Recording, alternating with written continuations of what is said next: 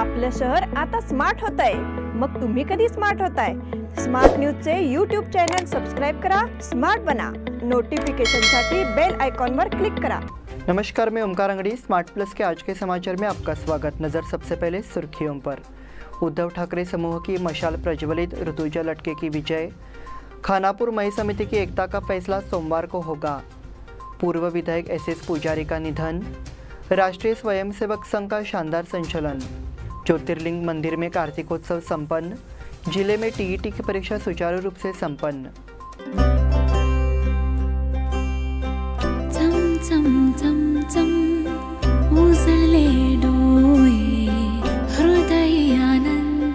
BS Channabasappa and Sons, the textile mall at Tilakwadi, Belagavi. Lakshadweep हे उजळले घरी, दारी शोभली कडा रांगोळी, गुलवाती अंगणात सोन सकाळी, आली दिवाळी, आली दिवाळी, आली दिवाळी, आली दिवाळी, आली दिवाळी।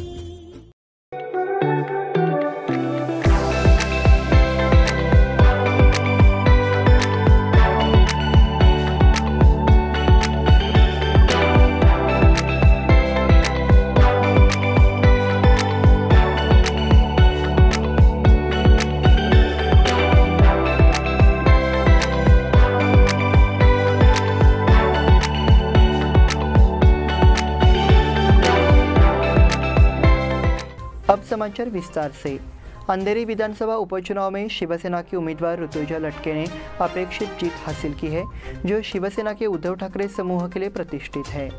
ऋतुजा लटके को कुल 66,247 वोट मिले, नोटा को 12,778 वोट मिले और राजेश त्रिपाठी 1,569 वोट पाकर तीसरे नंबर पर है। ऋतुजा लटके की जीत के साथ ठाकरे की शिवसेना ने शिंदे विद्रोह के बाद मशाल चिन्ह पर अपना पहला विधायक चुना है।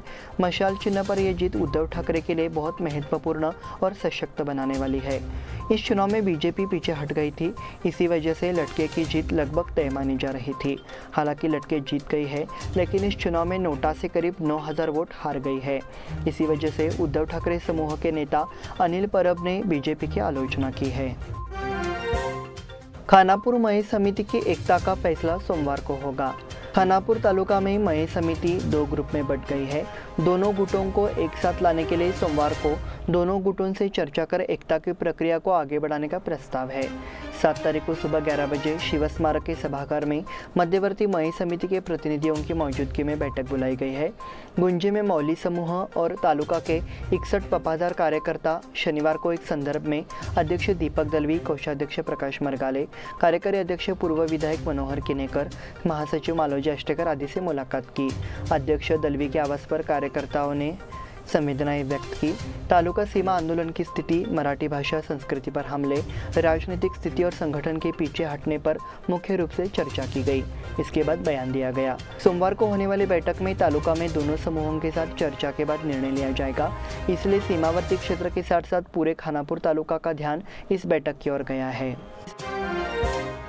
पूर्व विधायक एसएस पुजारी का निधन। कर्नाटक विधान परिषद के पूर्व सदस्य शिक्षक प्रतिनिधि एसएस पुजारी का दिनांक 6 को वृद्धावस्था में निधन हो गया।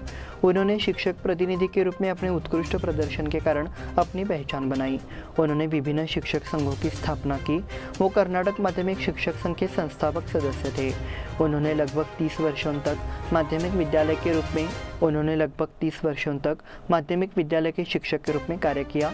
विधान परिषद में शिक्षक प्रतिनिधि चुने जाने के बाद उन्होंने शिक्षकों की समस्याओं के समाधान को लेकर प्राथमिकता दी।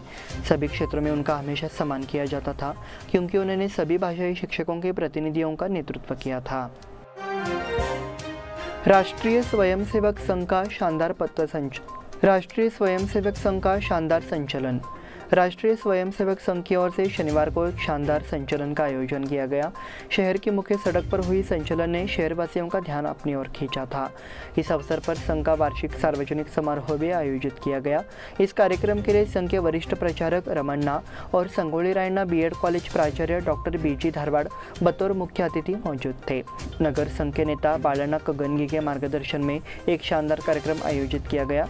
इसकी शुरुआत लिंगराज कॉलेज मैदान से हुई।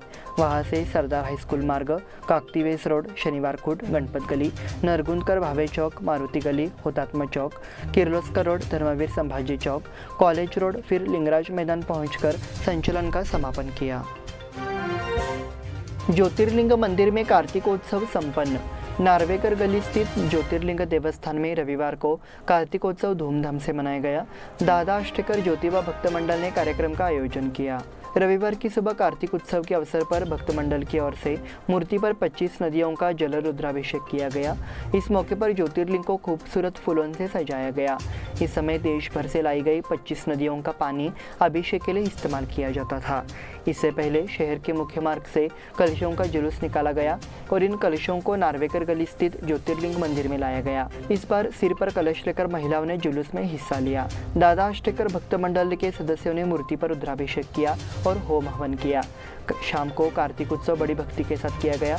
शाम को महाप्रसाद के साथ ज्योतिर्लिंग कार्तिक उत्सव का समापन हुआ। जिले में टीईटी की परीक्षा सुचारू रूप से संपन्न। जिले में रविवार को टीईटी की परीक्षा सुचारू रूप से संपन्न हुई। शहर के 29 परीक्षा केंद्रों पर सुबह और दोपहर में टीईटी की परीक्षा सुचारू रूप से संपन्न हुई। बेलगाम शैक्षिक जिले में 7,888 अभ्यर्थियों ने परीक्षा दी। रविवार की सुबह शिक्षा विभाग ने सफलतापूर्वक और सुचारू रूप से परीक्षा होने की तैयारी कर ली थी। परीक्षा केंद्र पर अभ्यर्थियों को किसी प्रकार की परेशानी का सामना नहीं करना पड़ेगा, इसकी सावधानियां बरती गई। परीक्षार्थी परीक्षा शुरू होने के 1 घंटे पहले परीक्षा केंद्र पर मौजूद रहे। यह परीक्षा पिछले कुछ दिनों से चरणबद्ध तरीके से आयोजित की जा रही है। यह परीक्षा शिक्षक पदों की भर्ती के लिए आयोजित की जा रही है, इसलिए संभावना है कि आने वाले समय में शिक्षकों के रिक्त पद भरे जाएंगे। कहा गया है कि प्रदेश में करीब 15,000 शिक्षकों के पद भरे जाएंगे, इसलिए इच्छुक छात्रों की संख्या में वृद्धि हुई है। इस बुलेटिन में वक्त हो गया है छोटे से ब्रेक का। देखते रहिए स्मार्ट प्लस।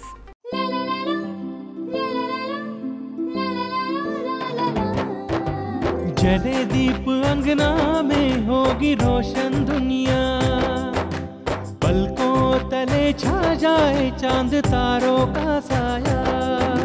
रंगोली में खिले रंग खुशियों की भी तरानी, तन मन झिलमिल जाए हर पल होंगी सुहानी। ये अटूट बंधन खिले हर आशियाना, रंग वस्त्रों का खजाना मन भाए आराधना। रंग वस्त्रों का खजाना मन भाए आराधना। आराधना मारुति गली बेलगाम। मन भाए आराधना। बेलगाम वासियों के पसंद में उतरा उड़ान बार एंड रेस्टोरेंट। सोशल डिस्टेंसिंग का ख्याल रखते हुए हमारा स्टाफ देता है बेहतरीन सर्विस का विश्वास। यहां है पार्टी और फंक्शन के लिए 3 आलीशान हॉल, कारपोरेट डिनर मीटिंग के लिए 3 अलग कक्ष, आईपीएल मैच देखने के लिए 3 बड़े स्क्रीन की विशेष सुविधा।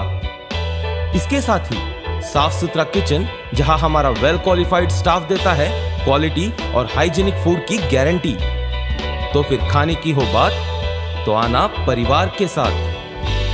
उड़ान बार एंड रेस्टोरेंट, लिंगराज कॉलेज के पास, बेलगावी। फोन 0831243577। ब्रेक के बाद फिर से आपका स्वागत। बढ़ते हैं अगले समाचार की ओर। सिर्फ सुवर्णसौध बनने से बेलगाम का विकास नहीं होगा। उम्मीद है कि यहाँ बड़े उद्योगों को आने की जरूरत है, ऐसा विचार विधायक अभय पाटिल ने व्यक्त किया। इस संबंध में मीडिया प्रतिनिधियों से बात करते हुए उन्होंने कहा कि स्वतंत्रता पूर्व काल से बेलगाम में विभागीय कार्यालय है। यहाँ का वातावरण भी बड़े उद्योगों के लिए अनुकूल है।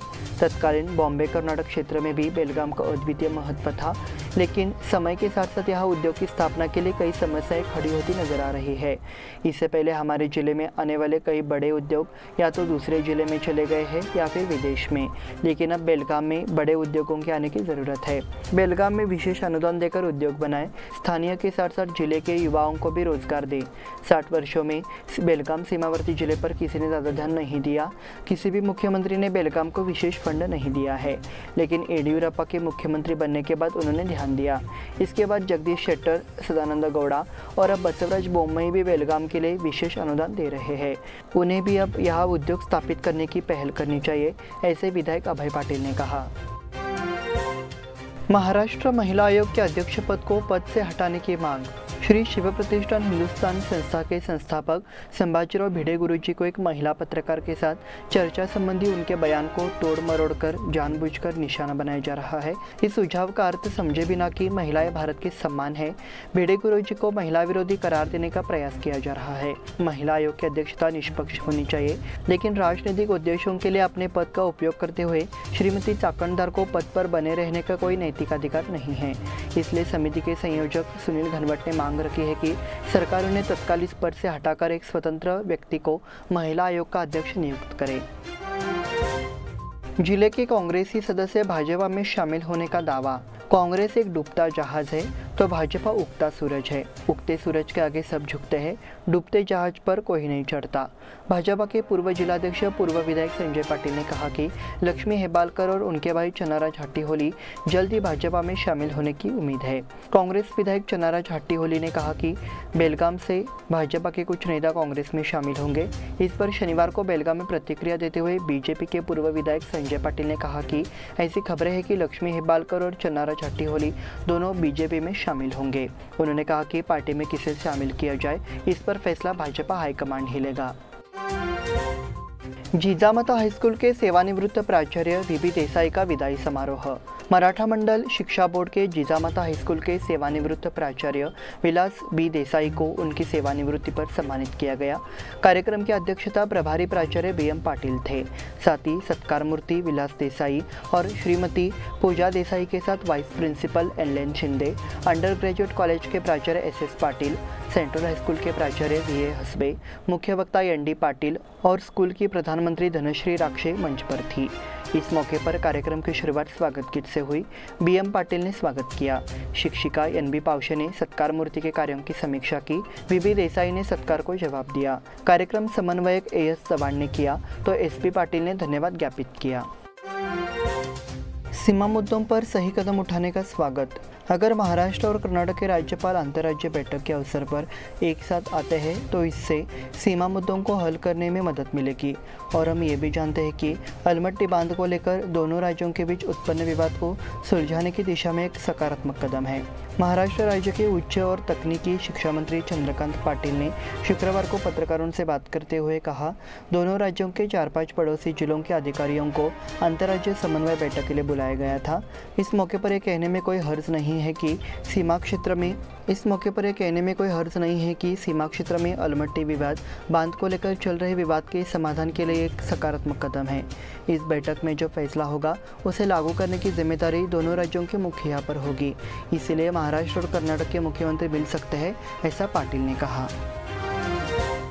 आरक्षण के लिए अधिवेशन के दौरान घेराव।